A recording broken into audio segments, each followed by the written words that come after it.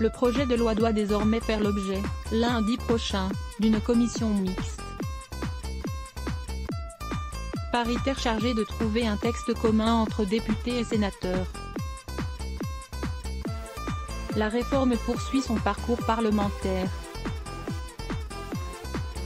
Après l'Assemblée nationale, le Sénat a largement adopté, mardi 5 juin, en première lecture, le très controversé projet de loi sur l'avenir de la SNCF, qui a été modifié pour donner des gages aux syndicats. Le texte doit désormais faire l'objet, lundi prochain, d'une commission mixte paritaire chargée de trouver un consensus entre députés et sénateurs.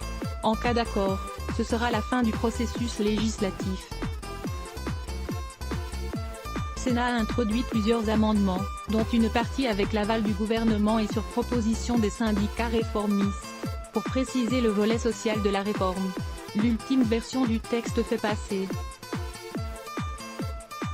de 6 à 8 ans la durée pendant laquelle les salariés transférés dans une autre entreprise pourront demander à réintégrer le statut en cas de réembauche au sein du groupe SNCF.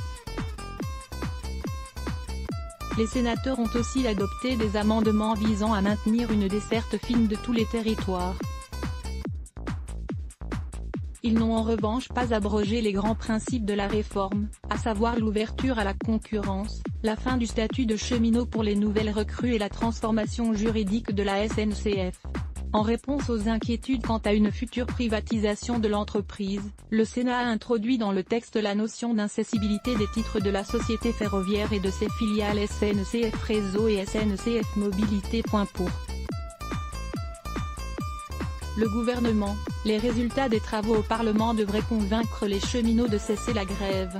Quand la loi sera votée, elle s'appliquera. Quel serait le sens de continuer le mouvement une fois le texte voté? S'est interrogée la ministre des Transports, Elisabeth Borne, sur LCI. Mais, pour le secrétaire général de la CGT, Philippe Martinez, ce sont les cheminots qui décident.